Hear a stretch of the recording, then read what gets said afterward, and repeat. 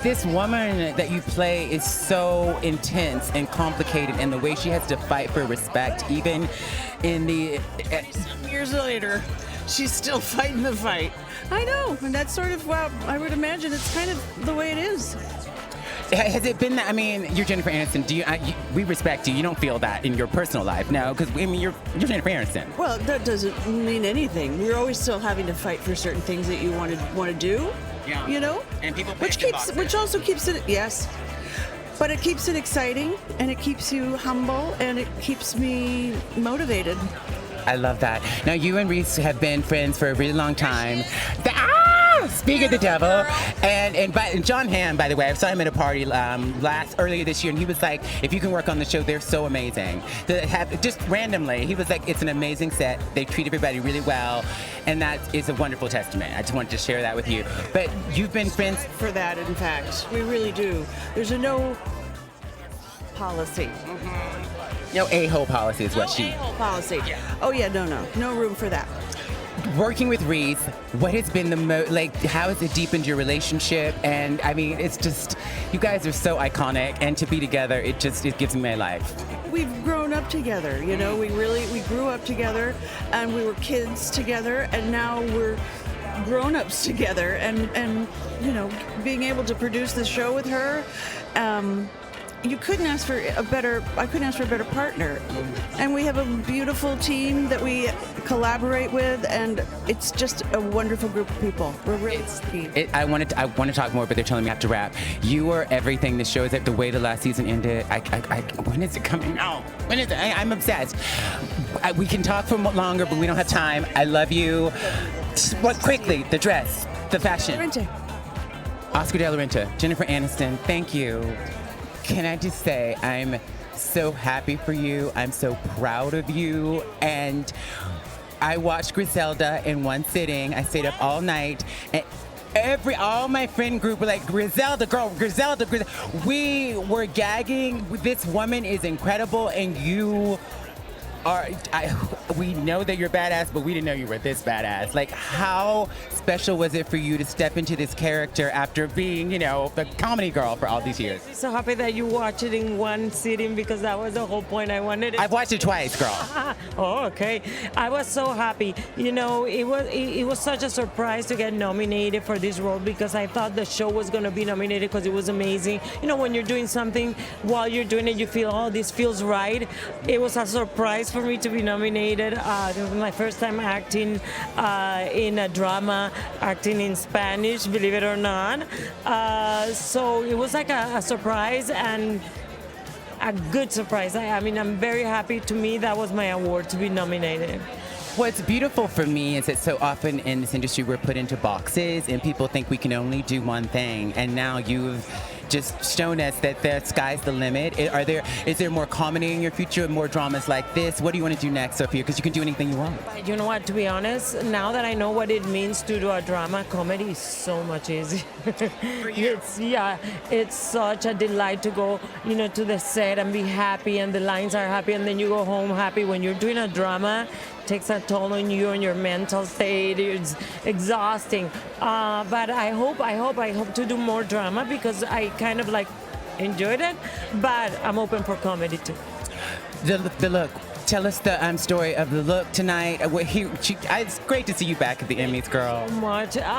This is Dolce & Gabbana, and I'm wearing Cartier earrings, and this is Lorraine Schwartz bling bling, of course, as usual. Darling, okay, this dress, when I saw you come down the runway, wow, I'm obsessed.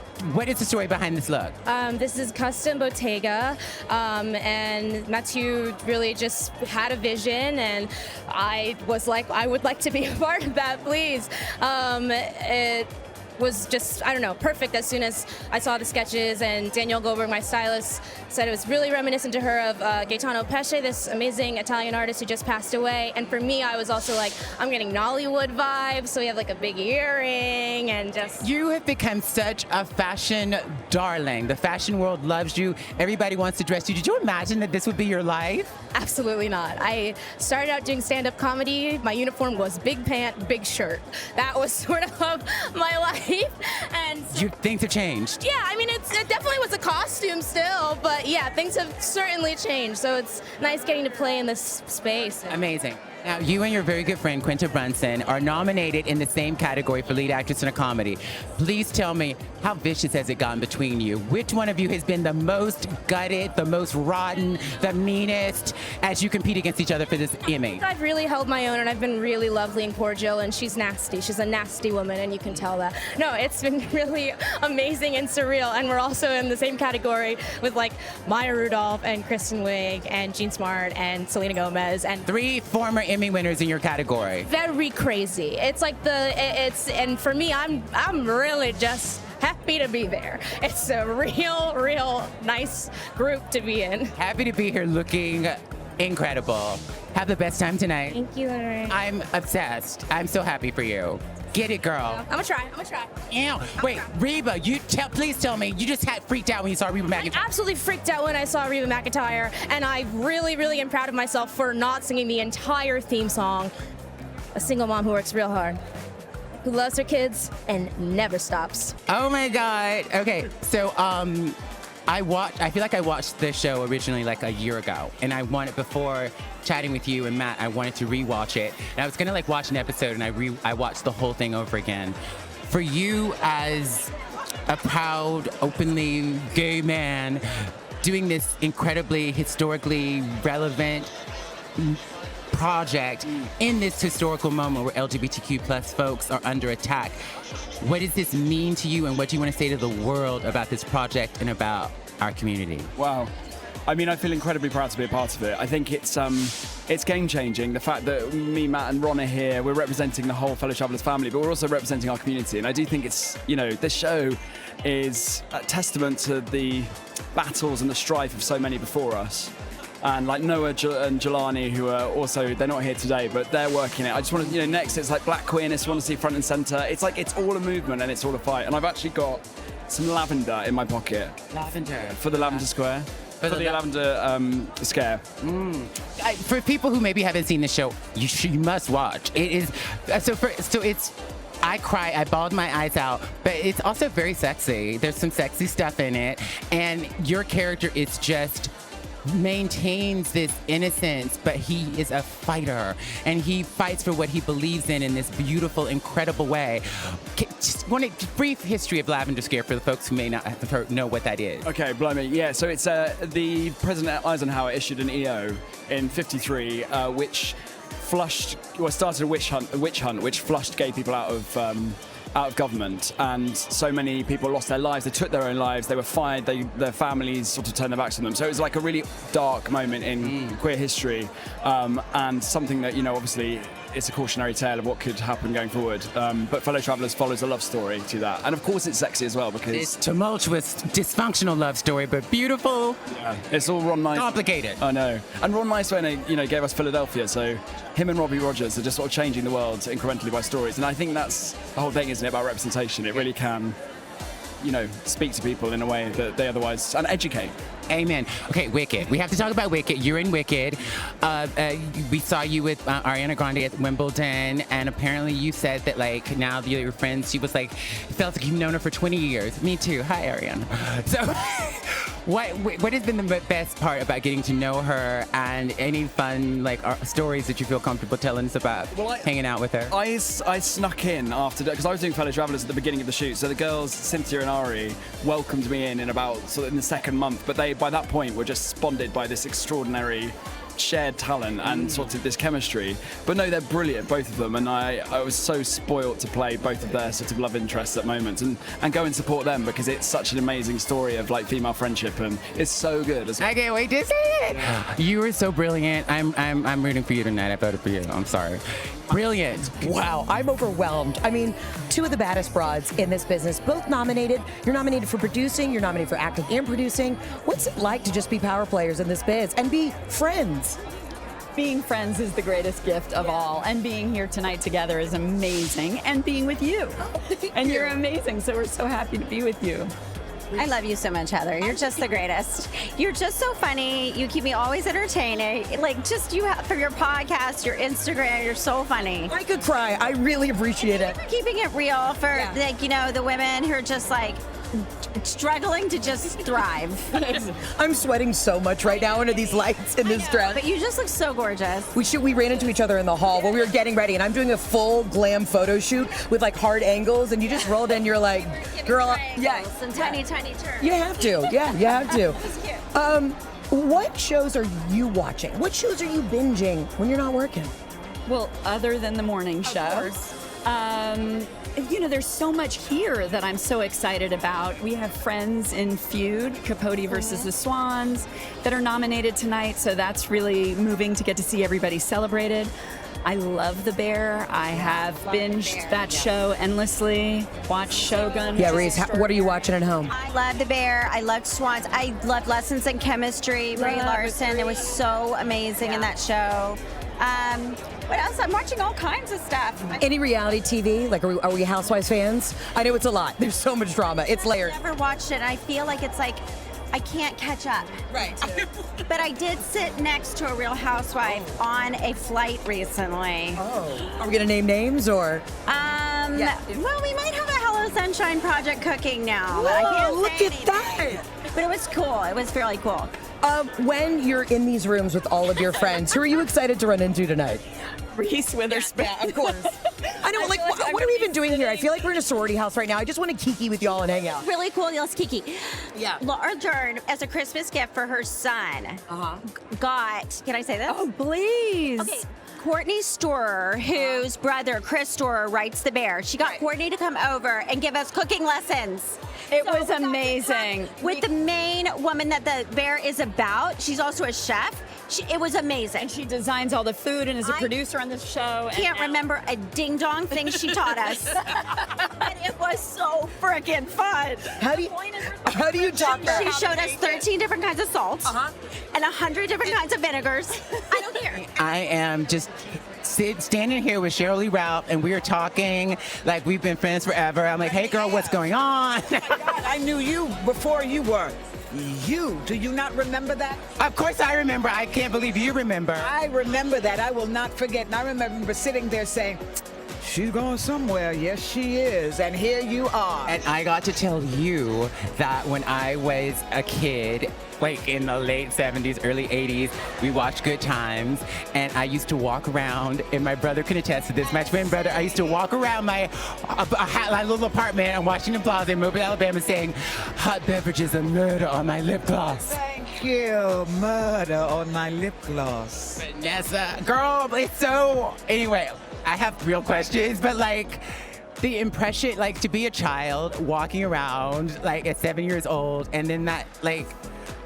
And here we are. Feels like. I know exactly what it feels like. I think about when I started looking at Sidney Poitier on TV, Cicely Tyson on TV, and the impact and the impression they made on me. And for me to grow up and to be able to know them, have a relationship with them, and work with them. I know exactly how you feel. And it was the grandeur and the elegance. I've always loved black women with a grandeur and elegance, a sense of their own royalty. And I think that's what I gravitated towards. Very much. I appreciate that. You know I love you.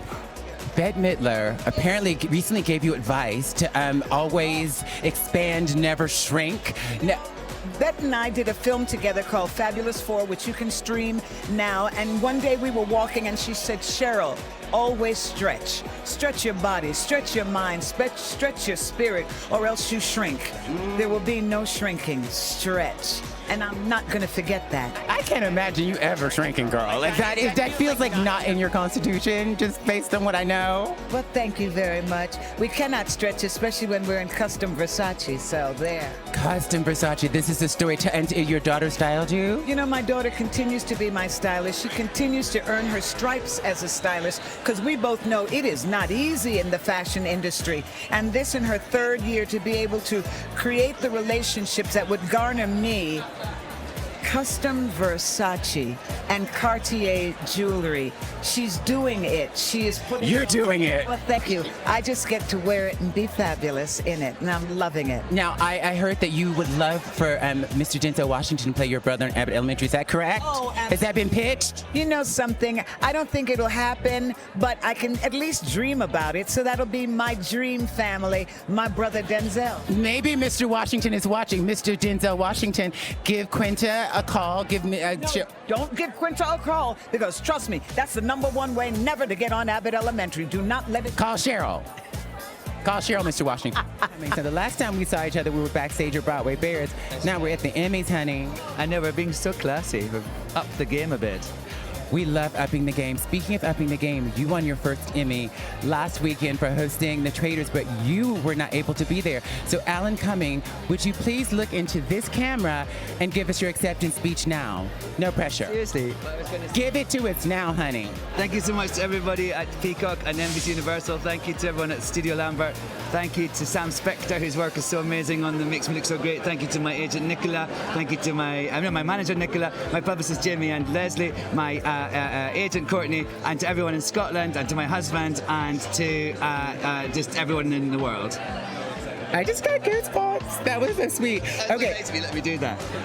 Hello, honey. This is what we do here. Now, you are serving up iconic looks on Traitors every week, and you're serving up another iconic one right now. What is the story behind this look? This is a look by Teddy Von Ranson, who I really love, and it's a sort of homage to the Traitors. I've got a kilt, I've got a dinner suit, I've got a sash, I've got a little trans power going on there with my medal, and yeah, it's a sort of it's like 3 outfits in one. I thought, why have one outfit when you can have 3? We love that. Thank you for the trans flag. We really appreciate it. Now, you're done shooting the next season, season 3 of The Traitors. What can you tease? Tease us, darling. Tease me. Oh, Laverne. Well, it's brutal. Let me see. Brutal. He had to roll the R. Big time brutal. And there's some of what I love about this is that some of the people, like the biggest sort of stars in it, go out really quickly, and that happens on this. Like somewhat, like I can't really say, of course, but it's a bloodbath, and then it gets really lovely. But a bloodbath, then it gets really lovely. That sounds like my kind of TV. Alan Cumming, Emmy Award winning. I can't believe this is your first Emmy. I know, right? You should have like 6 by now. Brilliant artist. Congratulations. I love you. Good to see you. Thanks, Laverne. Love you too. Thank you. Have fun tonight. You're already a winner. I know, it's great. 2-time nominee for Lessons in Chemistry, acting and producing. What's it like to wear both hats on set? Oh, it's a dream. I mean, in this case, it was just absolutely seamless and perfect. I got to have the most incredible collaboration with every department, and it's part of what shows on screen was that we had full transparency, great conversations, and it led to something that was really well thought out. You look so stunning tonight. Can we talk about this look? Yeah. Who made it? Walk us through it. Sure, it's custom Chanel. Oh, just custom Chanel. Very casual. It feels kind of tingly when I say that. It's perfect. It's a dream to wear. They based it off of archival Chanel from the 50s and 60s. I wanted to do a sort of final nod to Miss Elizabeth Zott and this show. And since this is the last moment, it's like wrapping it up with a bow. It's time to say thank you and good night. Perfect. I love this. Now, you've won an Oscar. You've done it all. What is on the vision board for the future of the things that you want to do in this industry? The projects that you want to explore? Oh gosh, it just never ends. Because really, a lot of what I think about is what I'm trying to say, what is underneath, what's the undercurrent of the art I'm making, but then how you do it is unlimited. So that can be comedy, it can be horror, it can be sci-fi. That's what makes it so fun, is the work never ends. You are so incredibly talented, and you're so multifaceted, but when you got that call, where were you? What happened? Walk me through that day when you got the call that you're nominated. Honestly, everyone in my life knew not to tell me that was the day. We have 3 kids, so thankfully I was very busy doing other things, and my husband came in and just told me. I was like washing dishes in the kitchen, and I freaked out, obviously. Obviously. What shows are you watching right now at home with the fam or just with your husband when you were sitting back and you're not working? What are you binging? Oh, goodness. It's been such a crazy year for me that honestly, I kind of need to zen out when I'm watching. So I'll watch things with our kids from time to time, and sometimes I just watch like the Nature Channel channel. You just need quiet and peace. I need my baby Einstein to just like let go for a minute. I hear you. Can we talk about this look tonight? I'm loving it. It's a plum. I mean, this is gorgeous. Aubergine, maybe? Aubergine. Oh, we're going eggplant aubergine. Yes, I guess. I don't know. I have an amazing stylist, Warren Alfie Baker. He never lets me down. He came through again in spades, so I'm just grateful to him. Who are you excited to run into on the carpet? I mean, you've been in everything. Jodie Foster is the first. My first movie I ever did was with Jodie Foster, and I got to see her and wish her luck and catch up with her, and so that's always a dream come true. And so many people I haven't seen in so long, people I've always wanted to see. I just met Idris Elba, Rob McElhenney, who I've known for years and years. I just got to bump into. So, Candice Bergen I met yesterday. I got to iconic with Kathy Bates. So it's an amazing night. It really is. And you have done so many different things in this industry, but when you think about the next couple years, what's on the vision board? What are the upcoming projects? Well, I've really enjoyed doing comedy. I got to do a comedy with Jonah Hill and Keanu Reeves and Cameron Diaz, which I'm really excited about. And I have a new show coming out called Mid-Century Modern on Hulu that's a comedy. And so just getting to go to work and laugh after playing repressed characters for a good... Need a little levity. 6 years just felt so good. But, I like to mix it up. Something has to scare me about the project. Yeah. And so whatever that is, I'll be there. Hello, darling. You look stunning. What's the story behind this look? Marquesa Couture. Marquesa Couture. Yes. What's the story? But power. Beautiful. A gown. It's the Emmys. My 3rd Emmy nomination. Got to show out. Okay, in the last premiere for Albert Elementary, your character uses the song Back That Thing Up. It's a song that breaks your character out of a trance and brings her back to her true self. Is there a song like that for you in real life? I mean, that was it. That's why that was so brilliant. I mean, Quentin knows, especially for black women, we hear that song, it's the loss of all decorum, whether we're in a place of business or outside of church. If that song come on, it's happening. So yeah, it's that one. It's certainly a song I like to play, dance to in public and in private for intimate moments. Exactly. I mean, not many songs can do that. You look stunning, and the work that you do in Ripley is just so. The show, the twists and turns. I feel like I need to watch the last episode one more time to fully get in. What was that experience like, and how transformative has it been for you? It's been such an incredible journey. Filming in Italy, it took quite a bit of time, and I do feel very transformed by it. It was very challenging for many different reasons, but super fulfilling, and watching it and being a small part of it, I just am so proud to be in. No small parts, only small actors. Now, we want to take a look at how it started. I'd like to direct you over to this screen. Now, it started with you. Let's take a look. With your breakout role at the age of 7 in I Am Sam, which launched you into child stardom, and how it's going with you in celebrating your first Emmy nomination for Ripley 23 years later. What advice would you give that younger Dakota who was just starting out? Oh, it's so cute. I think just to keep going and keep loving it as much as you do. When you start out when you're young, you bring a real sense of play. That's really what acting is you're using your imagination and you're playing. And so I think because I started at 6 years old, I've been able to maintain that I try to maintain that kind of childlike joy. So I would advise to keep that going. I think I'm doing a good job. We all have a little kid in us ready to play. Just let her out. Now, I understand that you are working on a project based on Paris Hilton's memoir with your sister Elle. That's hot. Are you planning to star, you and your sister, as Nikki in Paris, or what's going on? It's early days. We're in development with it, but we have gotten to know Paris and become friends with her, and are going to be a part of, telling her story. And I think if you told us as little girls that we would be friends with Paris Hilton and go to her house and see her little dogs and become friends with her and also know the real her, we would have died. So we're having pinch me moments all the time. It's really a dream come true. That's so beautiful. Again, dreams come true. Dakota, it is so lovely to see you. We met when you were very young at Susan Batson's studio. You remember? Okay, wait. So this is before I was famous. I was interning at Susan Batson's studio for free acting classes, and you were very young. And you remember? Yes, I have a really good memory, I have to say. Oh my God. Well, how can I forget you? See, this is what I've been saying my whole life. It took the world a minute to catch up. That's right. Bowen, before we do anything, we got to give a shout out to your sister. I see her at breakfast all the time. Yang Yang, hi Yang, hi Ellie, hi Sophie, hi Aaron. Oh my gosh, how often do you guys run into each other? Atlanta, this is Atlanta. Yeah, it is an Atlanta thing. Yeah. Well, I saw her after the Las Culturistas party. Oh, yeah. And she was like, I see you at breakfast all the time. So now we got to kiki. Hey. Yeah, you gotta get breakfast. Congratulations, nominated for your work on SNL. Yeah. I mean, Wild.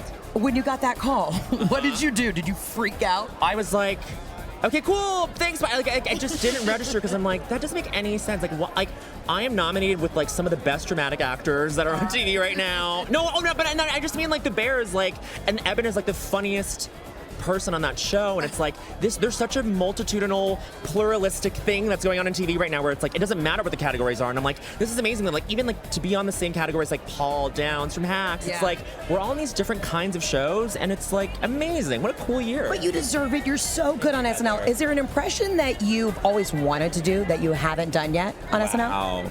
I'm gonna put this out there. Yeah, put it out. Speak it into existence. I want to do Charlie XCX. I said it. Brat. It's a brat year. Everyone's like, Brat summer's over. I'm like, no. Brat year. We're getting into brat fall. Like, let's be honest. What if it's a brat decade? I think it is. I like that. Yeah. Can we talk about the fashion tonight? Yeah. What are you wearing? You look fantastic. Thanks. It's head to toe Bodie. You know, we love Emily. Yeah, this is great. This is fun. Oh, I got the full swing up. Full swing up. So fun. What is in your dressing room at SNL? Okay. Like, are you a diva? Like, do we have to have, just only like red M&Ms, or what do we have to keep us going? Because that's a hard job to do. Totally. This is all I need. A Celsius for Saturday, and I need, I have a throat mister that Ryan Gosling borrowed for his episode because he lost his voice the night before. He borrowed it. I have not washed it since. I would absolutely not wash it. That's smart. And, okay, Wicked's coming out. Yeah. I hear you're besties with Ariana. Oh my God. I mean, you shot in London. What was the best part about being a part of that cast and shooting in London? Best part of being on that cast was that we were all true companions. Like, those were long days and hard days, but we all got along so well. No one is bigger than the story of Oz. Like, there were just no egos. We all were just vibing. Favorite part of that whole experience was watching Mommy Dearest with Ari and just us laughing at how campy that movie is. What a power couple. Let's talk about a power couple in Hollywood, both nominated. How does it feel to be here together tonight? Well, we were talking about it this morning, and what a power couple we were. It just, to see Naomi being honored like this is for such extraordinary work is incredibly gratifying to be by her side. So that's how I'm feeling right now. Amazing. And the same. It's actually much easier to do this with someone, even though I've never been nominated for an Emmy before, and I'm very grateful. But doing any of these sort of awards shows or just public appearances, just having someone on your team and holding the hand and a little bit of eye contact just to send to yourself, because it's not that, even with practice over the years, it's not that natural. No, of course, I do have to ask, and I love asking, acting couples, do you ever give each other tips or you ever rehearse together? We absolutely do. We talk about work quite a bit, and we'll run through ideas that we have about scenes or characters, or and I have to say that there's like no competitive vibes at all. Except for when we're playing Wordle. Wordle. Say, don't bring up the games. Don't bring up the games. Or bananagrams. Oh, bananagrams. That'll drive me out. No, what's the one that? Oh, Snatch. Oh. That gives me like panic attacks. All right. She loves it. She loves it. Well. But the acting, we love talking about. Okay. We support each other's work. Okay, here's my thing. I do stand up, you do stand up. I think that a lot of comedic actors can do drama, but not all dramatic actors can be funny. And in this season of Hacks, you have a really dramatic moment. Did you surprise yourself that you could go that deep? I did. I always knew I felt an immense well of sadness, but whether or not I could conjure that on command was, in the way in which I had to, what was the question. And so, yes, I did surprise myself. I was pleasantly surprised, yeah. This season is so incredible. Also, I feel like you and your character Ava and Deborah Vance can't really quit each other. What can you not quit about Jean Smart in real life? Oh my God, she tells me random hilarious things. She once told me not to stand in front of blenders because while it was going, she's like, honey, you don't want your internal organs to be in front of the blender, the motor. It's just not good. And I was like, yeah, I'm not going to look that up, and I'm going to not do that anymore. You know what I mean? Well, now this is your fourth year in a row being nominated for an Emmy, but this time you're not with your Ted Lasso family. How different is it this time being a part? I mean, Fargo is so good. How different is it not having that beautiful Ted Lasso family with you this time? I'm nervous. I really feel the nerves this time, and I think that's I think that's probably something to do with missing my whole, my team, my family from over there. And also I think this time it's Fargo has, every chapter is its own thing, right? So each time it's a completely different cast. So it feels like, obviously I'm going with people that have been working on the show for eternity and make this all a possibility, but each time it's a new family, And so with Ted, every time it was the same family, which of course is a safe place. Now, you were showing off this beautiful bag earlier, and you were asking, are we both wearing vintage? What's the story behind this look tonight, darling? So I'm in vintage Roberto Cavalli, which I really wanted to wear something colorful, and then this was one of the references I sent, and then it was there in my fitting, and I about almost died. And then I'm carrying a Judith Lieber tiger clutch because at the end of Fargo, Dot gets titled a tiger. Speaking of tigers. Look, speaking of tigers, oh my God. Tell me about yours. Because it's stunning. McQueen, it's also bias cut, vintage 2007, and we're tiger sisters. Oh, I love that, and you look so beautiful. You look so beautiful. I love you so much. You're so amazing in this. Just keep doing it. Keep knocking us dead, and enjoy the moment. Female roles, right? That's what it's about. Finding these incredible female roles that you really feel like you can learn from, and that people want to get to know and talk about because they're talking about things that sometimes people feel like they can't talk about.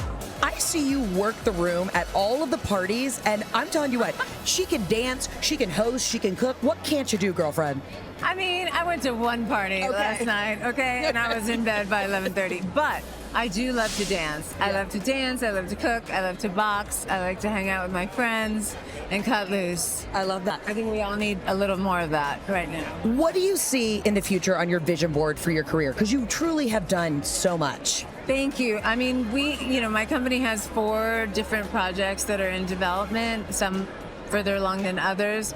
I'm really excited about this deal with CBS. Yes. Tell us more about that. I can't tell you any more about that because I hate talking about work until it's in the can. I'm just superstitious. So just enough to say that I'm super grateful and excited and happy to be working with this batch of people that I've never worked with before. That's fantastic, and we can't wait to see it when it comes out.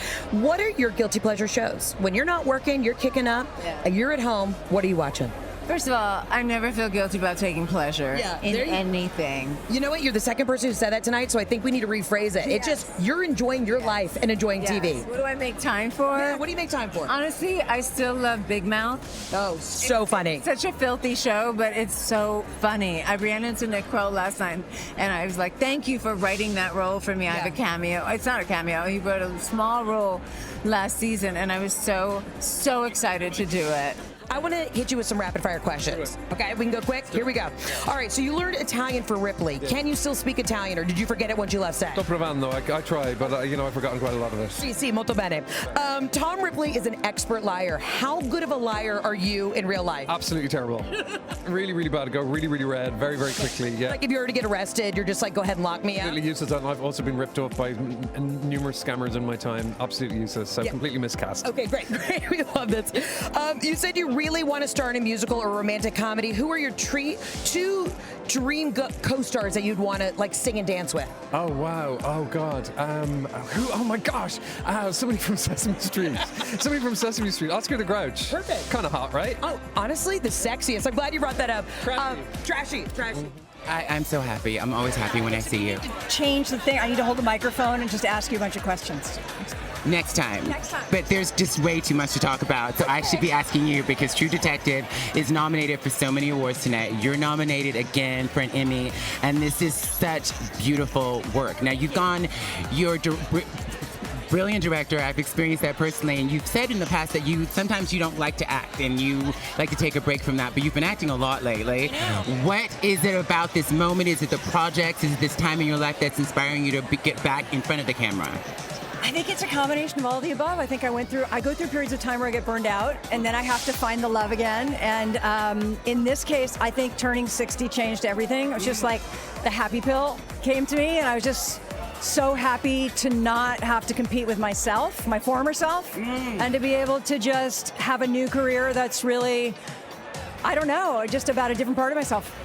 So I'm thinking when you are, I'm just having this moment of like, you're Jodie Foster, you know, taxi driver, icon, double Oscar, you know, all of that. So you felt a pressure to compete with the brilliant, I guess I would feel that too. I mean, some of it is just about the business part, which is not fun, and I'd had enough of. And that part I don't miss. You know, I don't miss all the things you do when you're in your 20s and 30s. But I just love making films. I love being a part of the experience. And more than that, I like being a member of the team. I like serving other people and telling stories that ultimately can help make people better instead of worse. And that, you know, supporting in a way is just way more fun. When you directed me, what was so amazing, I remember it's one of the happiest times of my life shooting the episode of Orange, which in 2012. And I remember we were like at hour 17. No, it's all good. I was happy. And you popped out with all this energy, and I was just like, you were so happy and excited and enthusiastic, and it just was infectious. And I was so inspired, and I continue to be inspired every time I see you. You know what? People forget making movies and TV is hard work, and there's a lot that goes into it, and a lot of passion and love. And when you do it, it's not because you want to, I don't know what, get your picture taken. It's because you want to work hard to make something beautiful. And the scenes I did with you, I remember that night, that 17-hour night. Yes. And I remember saying to the producer a year later, saying like, I just want you to know every shot was in the show. She's like, I don't care. I am obsessed with this pretty and pink fantasy moment. What's the story behind this look? And I'm sorry, I'm looking.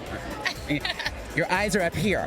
Hi, girl. And I don't even go that way. What is the story behind this look? You're making my day. You've made my entire week. What is the story with the look? You look stunning, girl. Thank you. I just felt like very upbeat and happy. It's my first time in the Emmys. And I love pink. Last time I wore it for a big event, I wore yellow, and I like to choose a color that like represents the moment.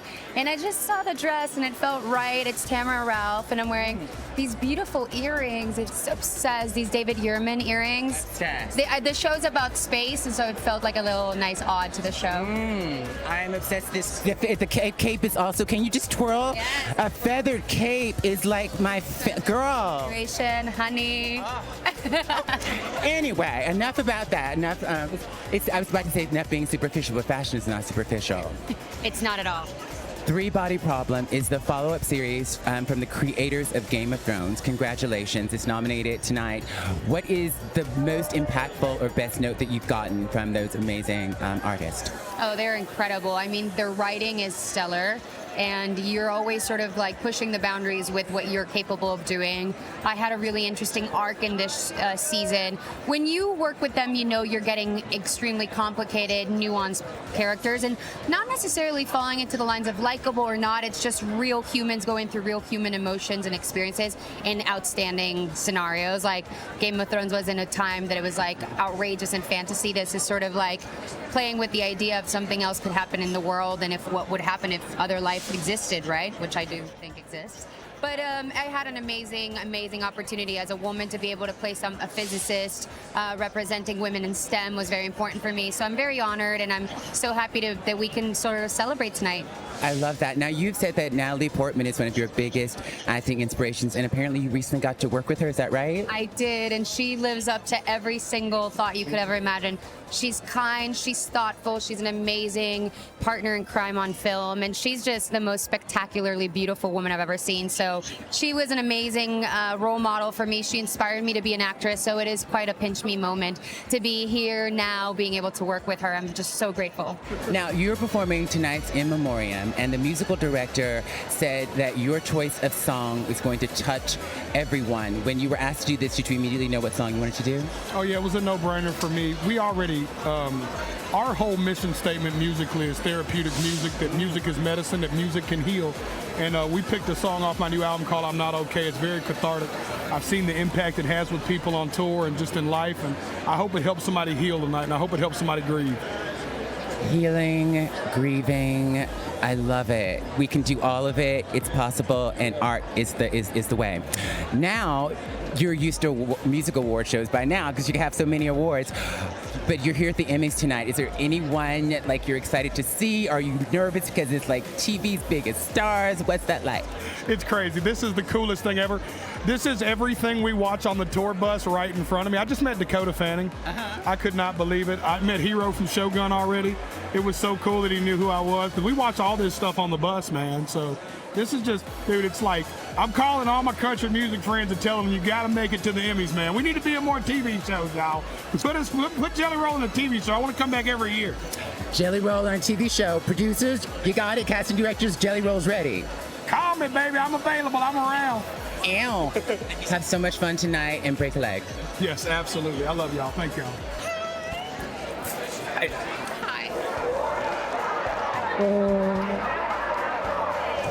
Oh my God. I'm supposed to keep it together. I'm the host. Me too. I'm so. Me too. Oh my God. I'm so proud of you. I'm so proud of you. Oh my God. This show is so incredible, and the work that you do is so amazing. 10 years ago, I became the first openly transgender person to be nominated for an acting Emmy. And 10 years later, I'm not the last. You're the fourth, and you're the first in this category. How special is that for you to be making history and to be part of such an amazing project? I mean, I think that what we've been fighting for as a community is to be able to tell stories that come from the heart and that are based from a human foundation, and because that's who we are as trans people. We are humans first and foremost, and so that's what I think is the best thing to celebrate about Baby Reindeer is that yes, there are. It's an LGBT show. It's a show that has a trans character on it, and it's also a really good show.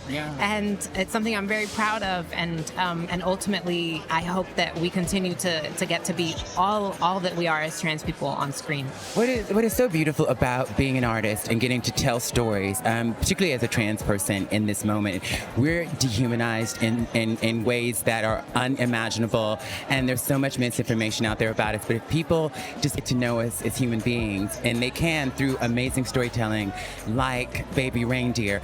And fun fact, you worked on Disclosure. So for you, I have a documentary called Disclosure that looks at the history of trans representation on screen. And we had a fellowship program where we had folks intern, and we paid the interns, documentary filmmakers, and you worked on Disclosure. I'm so proud. What was that like? And then we'll talk this gorgeous dress. It changed my life. In what way? I walked onto that set. It was my first time being on a set of that scale. I had only ever been on a micro-budget short film set in Oakland before that, and I saw trans people in positions of leadership. I got to sit and watch interviews of trans people talking about their lives, about history, about their studies, about their craft. I got to see you walk in all of your grace and all of your power, and I saw that I could dream bigger than what I had dreamt for myself before that, and it changed me forever. Absolutely. What's the story of this look? You look stunning. You're an Emmy nominee and you're turning it out. What's the story behind this look? This is Gigi Good. Oh, yes, Gigi Good. I'm from Drag Race. Yes, it's giving tea for tea tonight. Can you give us a spin? I want them to see the back. Yes. Gigi Good. In the jewelry and custom? Yes, custom Gigi Good. It's Bulgari and Omega. And I'm wearing Paris, Texas shoes because I'm from Texas. I'm so happy for you. Congratulations. Have the best time tonight. You're making history, and you're making us all so very proud. Thank you. Thank you so much, Nava. Is this so surreal being here? I mean, you're such a great comedic actor, but to lean into such a scary role, what was that? How did you approach it? Just a day at a time, to be quite honest with you. The script that Geneva and Graham wrote was so well crafted. You know, once you have like great material, it really kind of becomes easy. And under the direction of Jonathan Nolan, he's one of the best in the game. And so you just turn yourself over to an imaginary set of circumstances, really.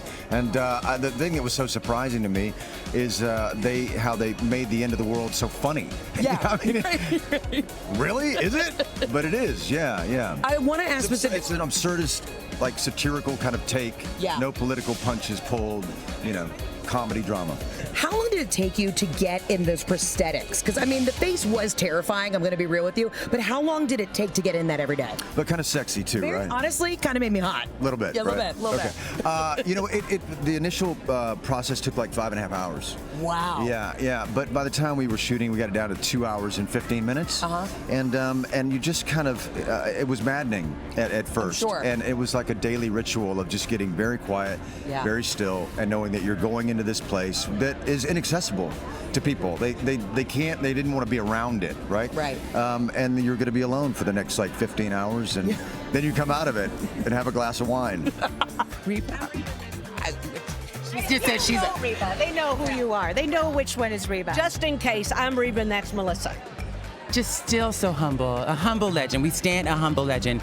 Now, you two famously starred together on the iconic Reba Show back in the day, and you're on a new NBC sitcom called Happy's Place. Can you talk to us about the difference between the dynamic of the relationship on Reba versus Happy's Place? I think it's pretty much the same. You know, I think our chemistry is so good. We're so good at playing off each other. I sort of think of it as like it's repertory theater. It's like the same chemistry in a new play. So we're playing new characters in a new situation, but what we have together, like that back and forth, it's still there and exists. And it's been so much fun. It's a blast to get to work together again, because after the Reba Show, I was on tour. She'd come on tour with me and do a bit in the middle of the concert. She got a bigger applause coming out than I ever did. That's not true. Now, is it true that you've gone on vacations together even? Yeah. Okay. Vacations together, raised our kids together, known each other a long time. What is the wildest, like, Reba, Melissa vacation moment that you can share, or maybe you shouldn't share? Tell us. No, can't. We can't. Ask me to come back again and I'll tell you lots. Deal. Oh my gosh. You told me I have her. I'll tell everything. Karaoke, margaritas. Oh no. We gotta go. We gotta go. Oh, they're running out of time. Look at that. Oh no, we're good. We're good. Now, apparently your real life boyfriend Rex is also in the show. Are you romantically involved on the show, or? It's a possibility later on, like in season 7, maybe. Hello, Anna. You look beautiful. You look beautiful. You look fresh. You look just delicious, delectable. And you are first-time Emmy nominee for this incredible show that is just the most popular show of the year. How emotional is it for you to be your first Emmys as a nominee for this amazing show? It's very emotional. Tell us. You mentioning how emotional just makes me even more emotional, but it's very huge. Like, I'm just so happy for the whole team. What is it? I mean, you're in 3 shows this year, so you work a lot. What is it about this show, this moment, the team? So often I know that, like, it's not just about you, it's always about the group, the collective. Is that what makes it even more emotional for you? Yeah, everyone just worked so hard because they wanted the best for the show. There were no egos, so I'm just happy that it's, everyone's receiving it and everyone's touched by our story. Amen. What's the story behind the look? You really look radiant. Tell us all about it. I'm wearing custom Brer Wang Cartier jewelry, and my bag is over there. But my stylist basically asked me, who do you want to wear? And Vera was the first name I mentioned, and she said yes. So it feels like a dream. I love this. Now, am I wrong? Were you in a pop group in your 20s? You seem like you're still in your 20s. But so you were in a pop group, a Japanese pop group. Now, is there more singing in your future? More pop songs, musicals? What? Tell us. I feel like I'm not gonna do music, but I would love to do a music themed movie, maybe. I think there's a lot to talk about in that industry. You look so spiffy. You just look real good. I think you're getting better with age. What's going on? A bit of Tom Ford. Thank you for that. Thank you so much. Tom Ford. Drink a lot of water. Drink a lot of. In Palm Royale, it's so much fun. I finally got to watch it last week, and what was so beautiful about your character, so many unexpected things. I've never seen you in a role like this before, and it was, I'm like, you found your prince, honey. How special was it for you to play, it's a period piece, but to play a character like this as now an openly proud gay man playing this character who's so much more than his sexual orientation, but getting to have those scenes. We loved seeing you get to do all that on camera. Thank you very much. Well, listen, a lot of men and maybe women can also relate to what I'm going through. as Robert. It doesn't matter, it's in the 60s.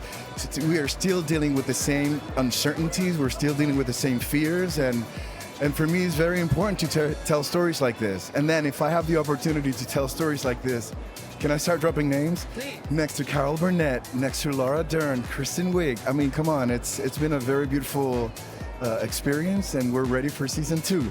It's so lovely meeting you. I'm such a huge fan.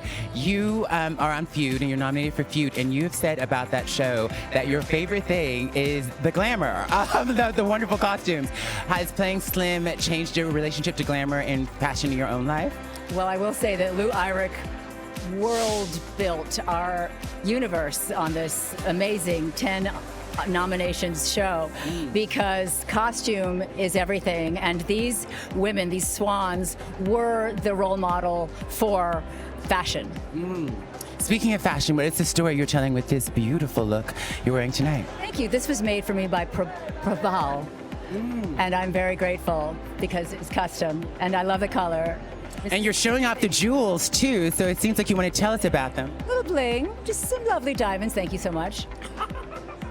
Now, we have loved you for so very long, and Ryan Murphy creates all these amazing projects, and when he likes an actor, he likes to rehire them.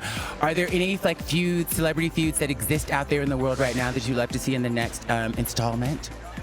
Wow, that's a question I wish you'd asked me before I went to sleep last night so I could sleep on that and have a great answer for you. But I will say, after 370 plus nominations, Ryan Murphy knows what he's doing, so I'm sure he'll come up with something. Now, Joshua and I were just chatting. You had your first acting job when you were 11 years old, and I also asked him if he ever fell out of love with the business. And do you remember what you just told me?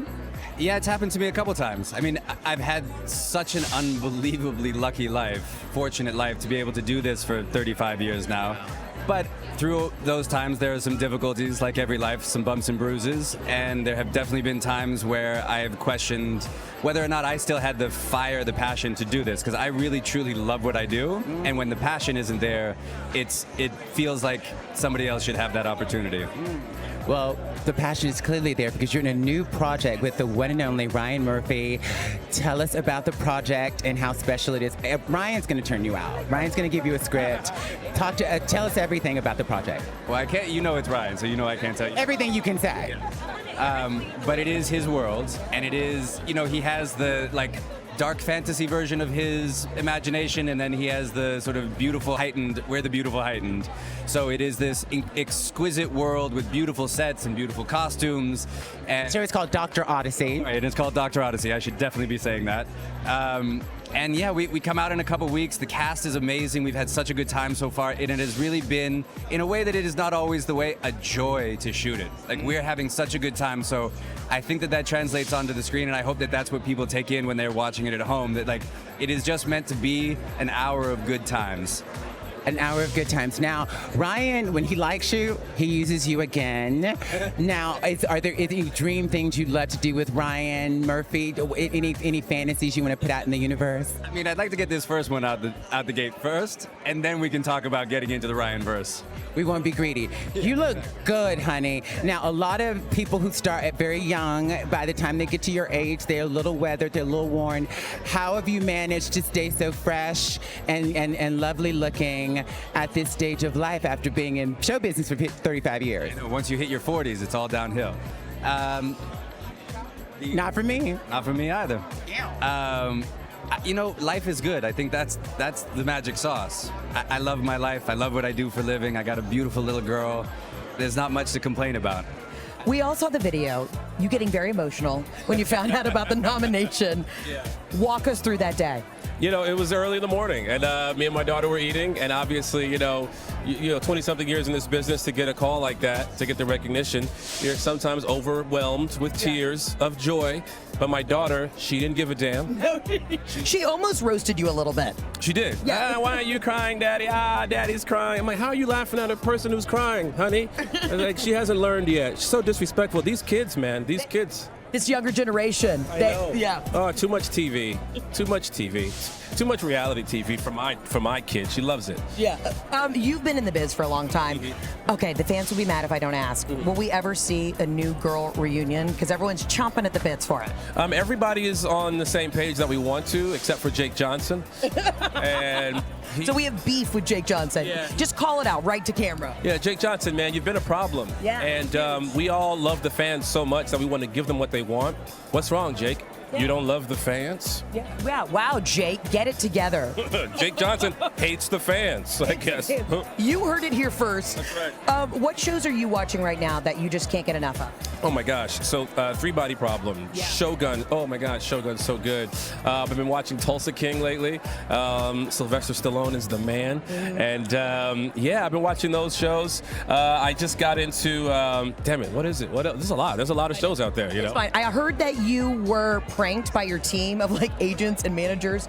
You thought you were going to have lunch with Nicolas Cage, and it was just your team. Have you had lunch with Nicolas Cage, and are you mad at your entire team? I have not had that lunch with Nicolas Cage, but coming soon, hopefully, if he likes to eat. Everybody likes food. Yeah. Hopefully he'll break bread with me one day. But my team, what a bunch of assholes. Yeah, truly. You know what I mean? What a bunch of assholes. They're taking 15% and they're pranking you. Yeah. It ends today. Yeah, time for a bit of a discount. Sue Sylvester in the house, but now you were a part of Only Murders in the Building. We got to just get to it. What is it like to work with Steve, Martin, Selena? Is that just an insane set to be a part of? It's not insane. It's very calm and very fun and very, almost intellectual. We talk about the world affairs, politics, and of course, because they're funny people, they're, the comedy is sprinkled in, but it's one of the most chill, lovely experiences. We love to hear that. Every day at work is a good day. Yeah. Now, okay, spoiler alert. If you're not caught up with Only Murders in the Building, you are the murder victim this season. Yeah. When you read that, what feeling went through your mind when you're like, I'm really stirring the pot this season? Well, I didn't read it. John Hoffman, who's the showrunner, came up to me the season before and he said, "You're a murder victim." And I went, oh, I was really happy because what that means is that you get to be in a lot of the next season because they have to do flashbacks and you're the focus of everything. So I like that. I have Leo Rising. I love that. I want to be the focus. There you go, Leo Rising. I love a gal who just knows who she is. Yes. Now, okay, Glee premiered 15 years ago. Oh, my Lord. I know. I can't believe one of the most iconic shows ever. Wow. Okay, if Glee was on air now, what pop songs do you think y'all would be doing? Well, Ryan would probably mind the music of today. But I would hope, in fact, this would be a great way to go, to use all the pop songs from the 70s. We haven't gotten any better since the late 60s and most of the 70s. I would love to see a whole season of Glee with just those pop songs, the stuff I grew up with on AM radio. Hey, I'm here for it too. Yeah. And, you get to see all your buds in the industry tonight. Who have you run into so far that you were excited to see? Jesse Tyler Ferguson, Andrew Scott, and I'm sure I've seen more, but they stick out because they're funny and nice and very good looking. Very good looking, absolutely. Yeah. And what do you do to prepare for a night like this? When you are getting ready this morning, what'd you have for breakfast? I want to go through the whole day. Oh, I had protein forward. Yeah. I had eggs, bacon, and a hamburger. Oh, yeah. Yeah, get that protein in. We love that. Got protein forward.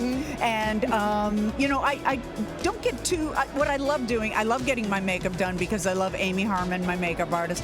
Shout out to Amy. Yep. I love being styled by Jackie Atkins. I just love those two girls. We have the best time. We had a blast.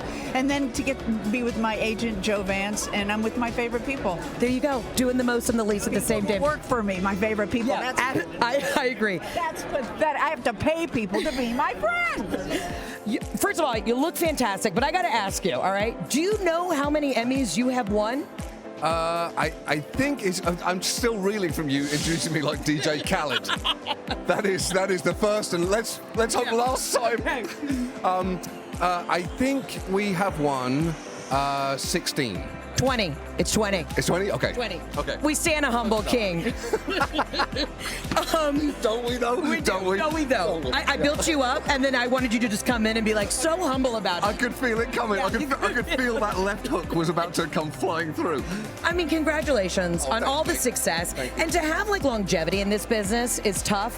What would you say, and I know you give it up to like your cast and crew and everybody who works behind the scenes, what is the best part of going to work every day? The staff. The staff, they've been, they're so fun. The stories we work on are pretty bleak sometimes, but they work so hard. I'm so proud of them.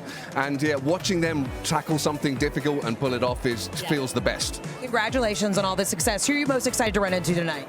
Oh, I don't know. What do you think? You saw Jelly Roll. That was pretty good. Jelly Roll. I know. Jelly Roll just takes over the carpet when he comes in because he just has such charisma. Is DJ Khaled here? I will find out. He probably is. I feel like he's at every party. If he is, he is, invited or not, he will appear. The apparition of Khaled will be here. Congratulations on all this success. Another one.